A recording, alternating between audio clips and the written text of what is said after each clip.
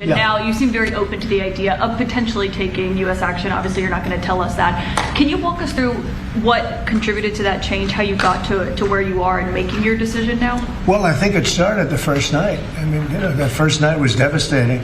Yeah. And it really knocked the one side off, as you know. It was a devastating evening, day. Very devastating. Pretty much proceeded that way. I have a meeting in the war room in a little while. Skip this. Especially, war is very bad. There was no reason for this to be a war. There was no reason for Russia, Ukraine. A lot of wars there was no reason for. You know, you look right up there. I don't know. See the Declaration of Independence, and I say, I wonder if the Civil War. It always seemed to me maybe that could have been solved without losing 600,000 plus people. So people say that.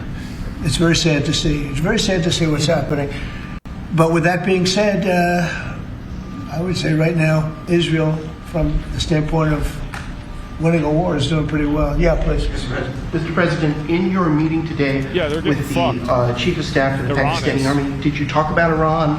Did that come up? Is there anything you can share from that? Well, they know Iran very well, better than most. And they're not happy about anything. It's not that they're bad with Israel. They know them both, actually, but they probably, maybe they know Iran better.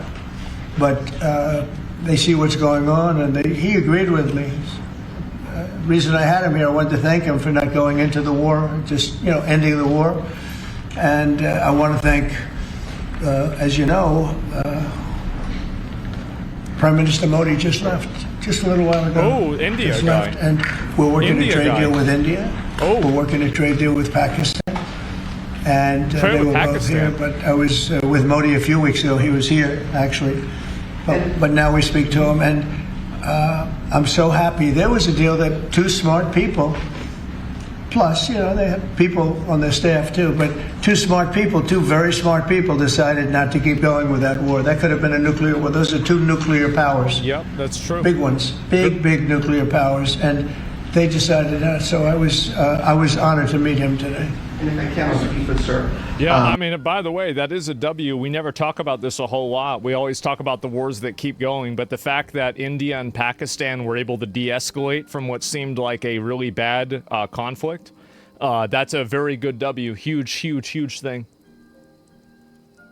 And for anyone who may want to answer, how has the travel bans from certain countries affected fans maybe coming in for the games, or is that not a consideration? Johnny, go ahead.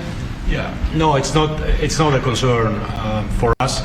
For the games now in the Club World Cup, everything has been done in a very smooth way. We have an excellent collaboration, of course, with the president, but with the task force in particular.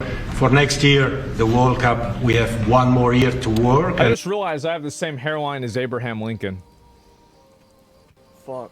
The learnings that we have this year with the Club World Cup, which is historic, I say this to all the Americans, because it's the first ever Club World Cup, and it's played in the United States of America. So the learnings we'll have for this will apply them next year. And they're largely sold out, so but I don't know. I don't think he's too worried about the travel ban. He doesn't know what the travel ban is, I don't think. Johnny, tell me what the travel ban is. He doesn't know what it is. He's largely sold out. Like tonight is totally. I've had friends, they heard about this meeting. They said, can you give me tickets? I don't know if I can get tickets. He won't give them to me. We can speak. Maybe John will give them to me. Wait, so is he saying that he has friends, people that are hitting up the president to get him tickets for some sports game? Hey, Donald. Bro, can you get me locked in? I'm trying to see this game. Mr. President, two questions, if I could. One about Iran and then one domestically. With Iran, what's your message to Americans, both here and abroad, who are not only concerned about the U.S. potentially getting involved in another conflict in the Middle East, but worry about the potential for retaliation here at home? Great question. Well, I don't want to get involved either, but I've been saying for 20 years, maybe longer, that Iran cannot have a nuclear weapon. I've been saying it for a long time. And I think they were a few weeks away from having one. And they had to sign a document. I think they wish they signed it now. It was a fair deal. And now it's a harder thing to sign, In my opinion, I think this a few weeks away thing versus a few years away is a complete stupid thing to say. Because, like, really, why? Because I'm deciding if I'm gonna say it. Everybody generally is under the agreement that aborting a baby earlier in the pregnancy is better than later, right? So, like, do you want to abort a baby in the 9th month or like the 3rd month? So, like, if we know that they're trying to do this, wouldn't it be better to nip this in the bud as soon as possible? Like, I feel like, really, I mean, that's just, I mean, I'm just thinking about, that's the way my brain works, okay? Now, should it work that way? Probably not. But it does.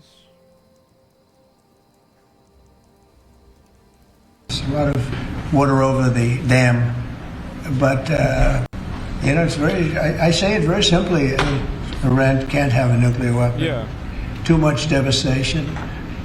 And they'd use it. You know, I believe they'd use it. Others won't use it, but I believe they'd use it. So that's it. It's very simple as far as I'm concerned. They can't have a nuclear weapon.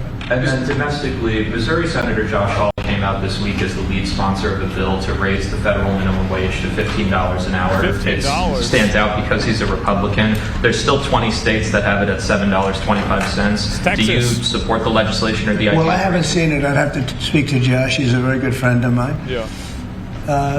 That's interesting that Josh did that. Should be $20 an hour. I'm going to have to think about that one.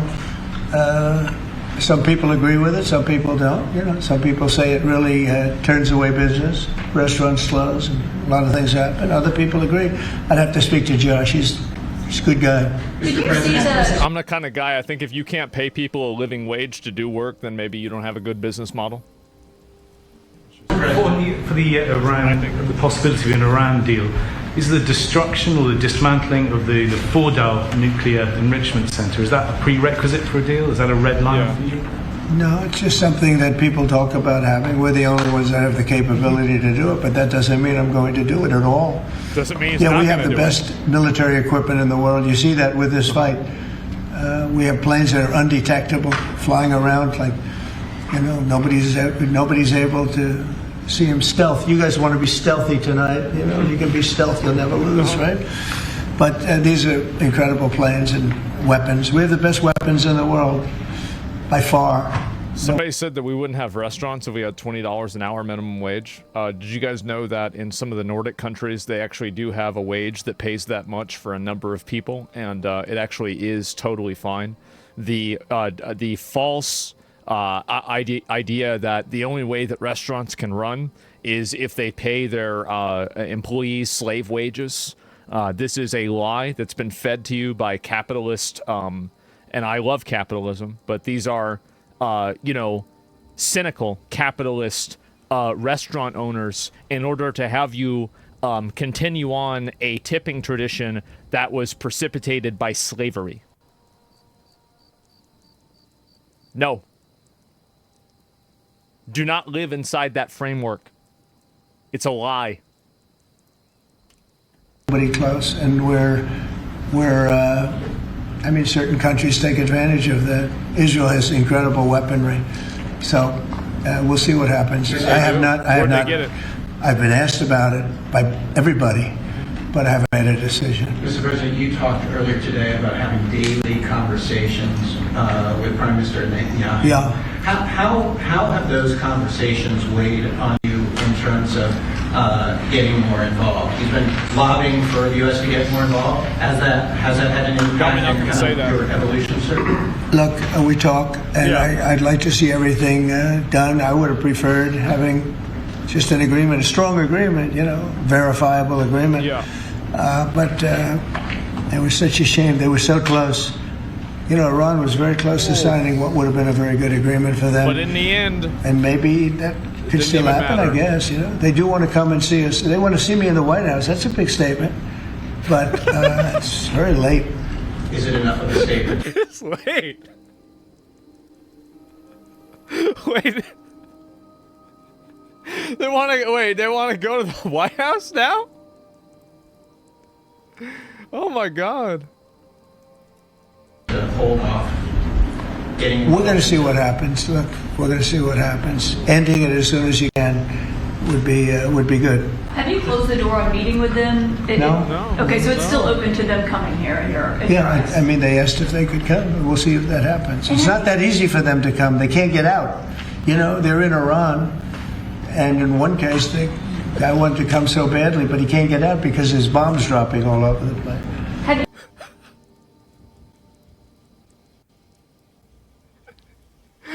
Oh my God.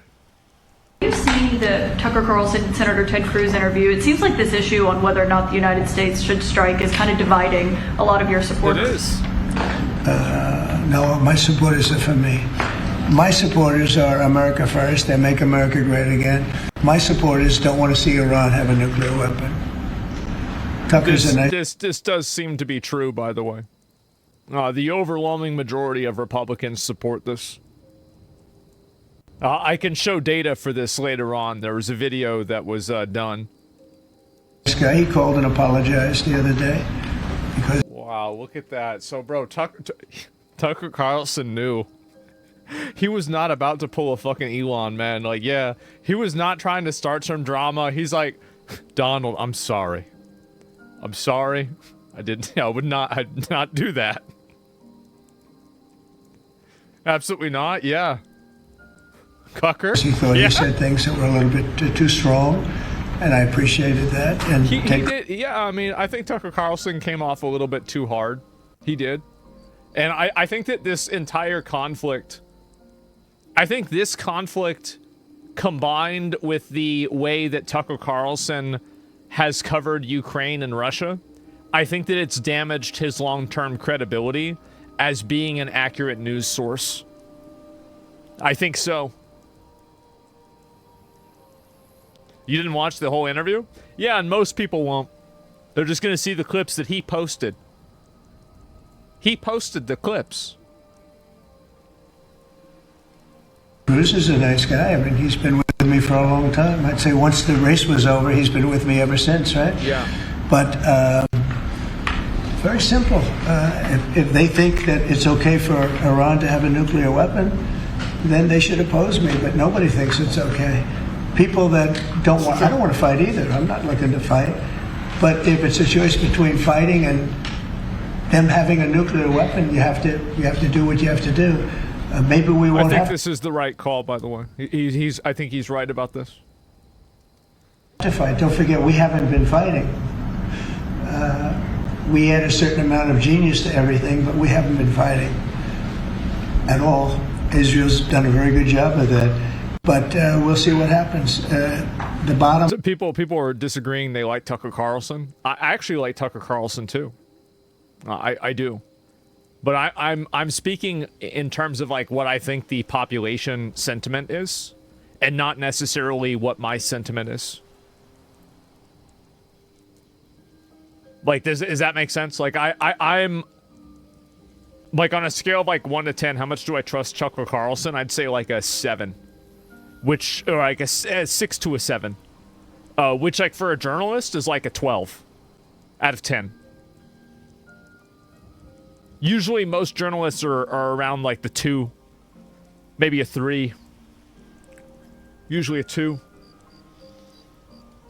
Line is they can't have nuclear, and if I can't imagine that Ted Cruz said it's okay for Iran to have nuclear, including Tucker. I don't think Tucker says it's okay. The problem is then they get themselves into a thing. They don't want them to have nuclear, but then they say, well, we don't want to fight. Well, you're going to have to make a choice because it's possible that you're going to have to fight for them not to have nuclear. Yep. And it's interesting because I did ask Tucker, I said, well, are you okay with nuclear weapons being in the hands of Iran? And he sort of didn't like that. He didn't want to really, but he sort of didn't like that. And because I said, he knows, everybody knows. Well, if it's okay with you, then you and I do have a difference. But it's really not okay with him. Therefore, you may have to fight, and maybe it'll end, very quickly. But there's no way that you can allow, whether you have to fight or not, you can allow Iran to have a nuclear weapon because the entire. I think is there something that's keeping Trump awake at night?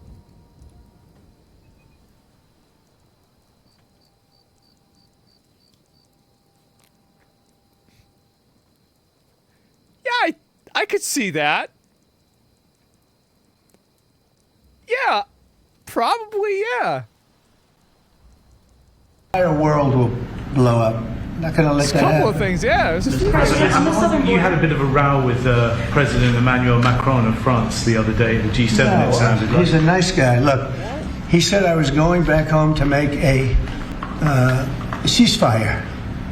Not a ceasefire. We're long beyond ceasefire. And I said, why do you say that? Why would you say ceasefire? It's a bad term to use. Because a ceasefire means like everything's going swimmingly, we'll take a little time off. Yeah. It's not. We're not looking for a ceasefire. We're looking for a total, complete victory. Again, you know what the victory is. No nuclear weapon. Yep.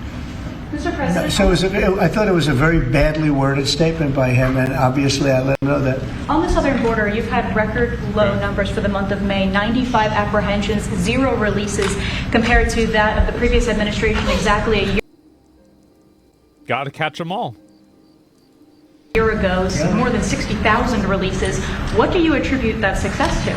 I like you. Who are you with? Turning Point USA, sir. Well, they're very good. Turning Point. Charlie, very good. That's what I call a good question, fellas. 1 out of 10, John. 1 out of 10, but that's a really good question.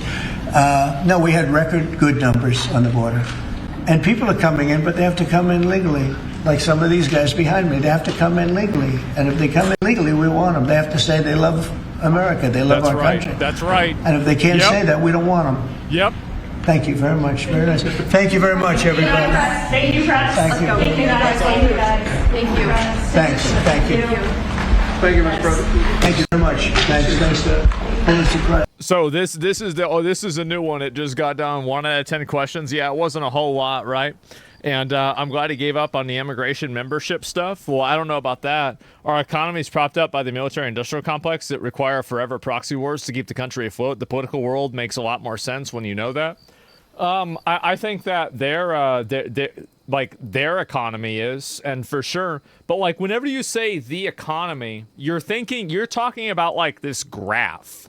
Whenever you say the economy, this is this abstraction of wealth that is not observed by the average person. So whenever you think that, this is not our economy, this is their economy. And keep in mind, all you need to do is look at the amount of growth and the amount of money that the top 1% made following COVID. And then you can see why judging the economy and looking at like an average person's like lifestyle in, anywhere in the US based off of a GDP line is a total fucking lie. I think there should be another economic status or observing graph for the majority of working class people that reflects a more realistic expression of their lives today. Sure. You want to see that?